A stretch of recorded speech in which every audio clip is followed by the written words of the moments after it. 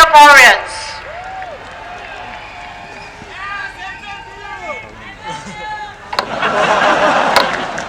For this election, the PAP has produced a manifesto. It is glossy and colourful, but quite short. Inside, there are 6 promises, the last of which is to involve all Singaporeans in shaping our future. Just the chapter starts by stating beautifully that Singapore belongs to each and every one of us. But who is us? Does the PAP really believe that Singapore belongs to you and me? Or that Singapore belongs to them? The PAP likes to tell us that we Singaporeans should count ourselves lucky to have PAP talents serve in our government. In fact, I think it is the other way around. The PAP should count itself blessed to have us as citizens.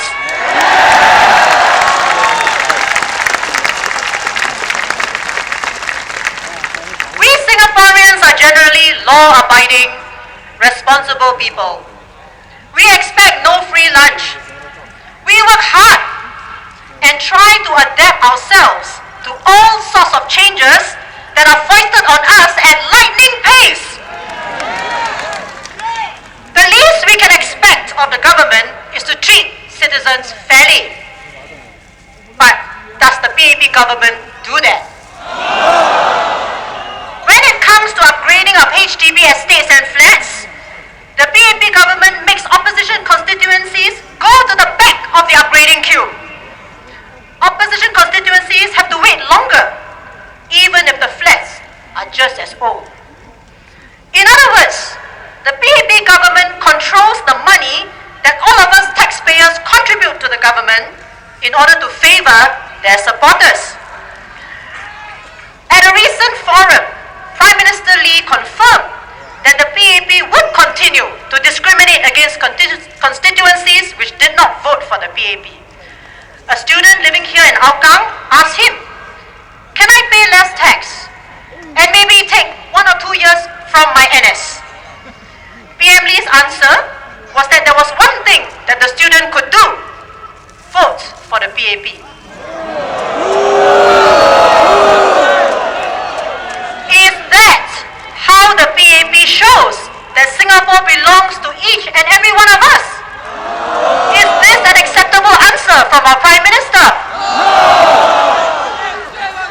By that statement, the PM is saying that it is right to use money collected from residents of Hougang and Potong Pasir to reward other Singaporeans for voting for the PAP.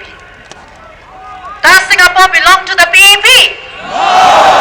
By bullying people in this way, is the PAP a first world government as it claims to be?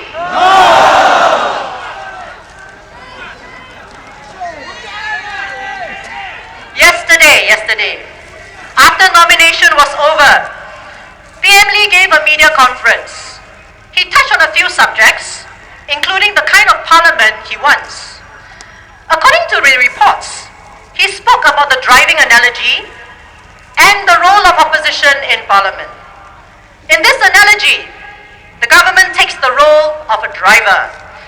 PM Lee says, if someone else steps on the brake from time to time when he does not like what the driver is doing, it is a dangerous way to drive. And I quote him, "Better find the best driver who is not only capable, but who really cares for where the car is going and will take it forward safely. And if it doesn't work, throw him out. But if he's working, support him and get to the destination together safely," unquote. First, let me tell the Prime Minister that the Workers' Party certainly cares where the car is going.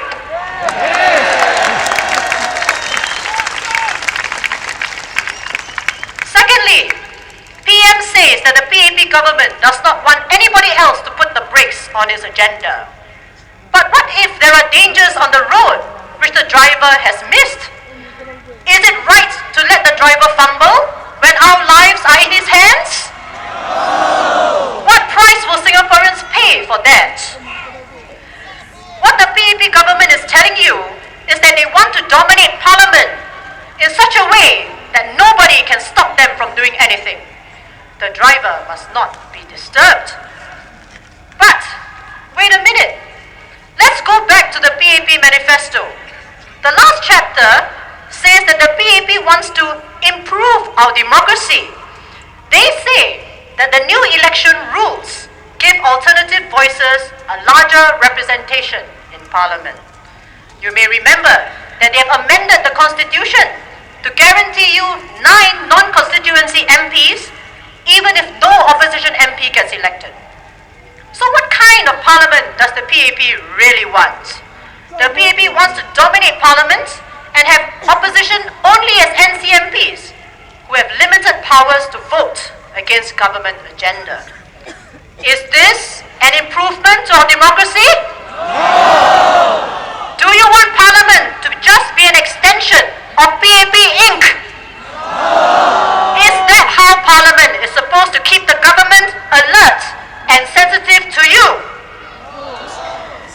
If you elect Workers' Party MPs to represent you, we promise we will serve you wholeheartedly and to the best of our abilities.